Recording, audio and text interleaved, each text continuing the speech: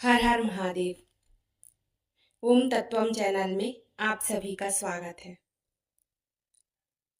भागदौड़ भरे जीवन में समय किसी के भी पास नहीं है, फिर भी हमें अपना लोक परलोक सुधारने के लिए कुछ ना कुछ तो करना ही चाहिए। इसी बात को ध्यान में रखते हुए मैंने श्री शिव महापुराण के बहुत ही सरल भाषा में 4-4, 5-5 मिनट के वीडियो बनाए हैं। आप थोड़ा समय निकालकर उन्हें रोज जरूर सुनें। कहते हैं शिव पुराण कथा पढ़ने या सुनने से मनुष्य इस लोक में सुख होकर मोक्ष को प्राप्त करता है। तो अपना लोक परलोक सुधारने के लिए आप शिव पुराण अवश्य सुनें। कथा सुनने का एक विशेष नियम होता है कि हम कथा सुनकर उस वक्ता को कुछ ना कुछ दक्षिणा भी अवश्य दें, तभी हमें कथा सुनने का पूरा फल प्राप्त होता है।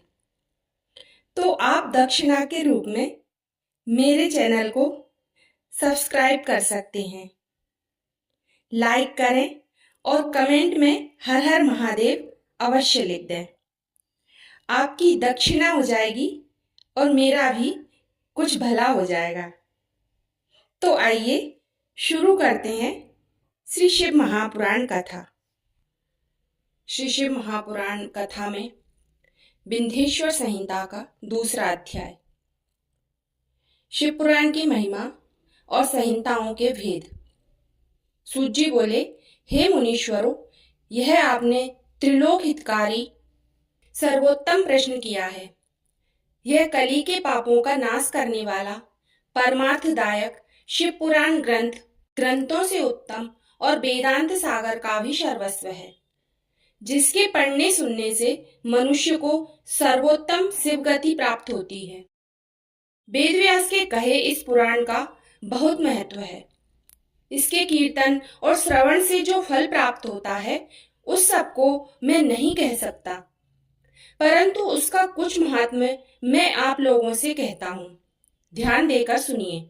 व्यास जी ने कहा, यदि शिव पुराण का एक या आधा श्लोक भी कोई पढ़ेगा तो पाप से छूट जाएगा, और यदि सावधानी से संपूर्ण शिव पुराण को पढ़ेगा तो जीवन मुक्त हो जाएगा, और जो इसके अनुसार आचरण करे तो एक एक अश्वमेध यज्ञ का फल पाएगा। यदि श्री शिव पुराण का प्रतिदिन पूजन करे तो वह देवताओं की पूजा के समान फल प्राप्त करेगा। इसमें कोई संदेह नहीं है, क्योंकि शिव संहिता नामक इस सुधा को स्वयं श्री शंकर भगवान ने उपनिषद रूपी समुद्र को मथकर उसमें से निकाला है। अतः जो कोई इसका पान करेगा वह निश्चय ही अमर हो जाएगा। यदि कोई 1 मास तक पढ़े तो वह ब्रह्मत्यादि पापों से भी मुक्त हो जाएगा, और शिवालय में या बिल्व के वन में जो इस संहिता को पढ़ेगा वह अद्भुत फल प्राप्त करेगा। जो श्री भैरव जी की प्रतिमा के सामने इसका 3 बार पाठ करता है उसके सभी मनोरथ सिद्ध हो जाते हैं।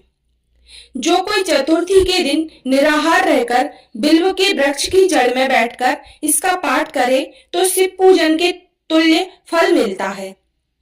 इसमें शिव जी के दिए हुए धर्म, अर्थ, काम और मोक्ष चारों पदार्थों का विवेचन और उनकी प्राप्ति के उपाय तथा शिव जी की लीला और विज्ञान सब कुछ निहित है। अतः यह सब प्रकार आदरणीय है।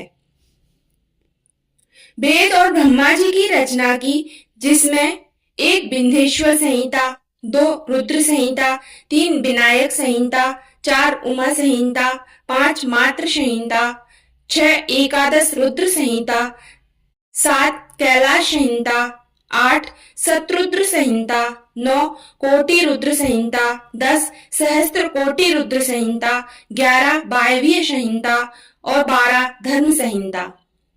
इतनी संहिताएं इस पुराण में सम्मिलित हैं। ये सभी पुण्यतर हैं।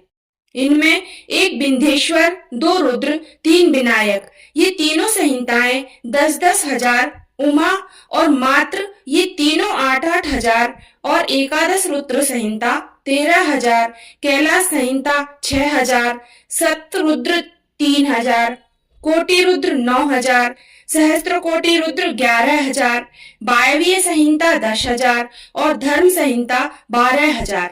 वायवीय संहिता 10,000 और धर्म संहिता 12,000। इस प्रकार कुल 1,00,000 श्लोकों का यह शिव पुराण है, परंतु इसे शिव ने अब केवल 24,000 श्लोकों का ही सबके लिए रख दिया है और यह 18 पुराणों में से चौथा पुराण कहा जाता है। परंतु अब इसमें 7 संहिताएं हैं।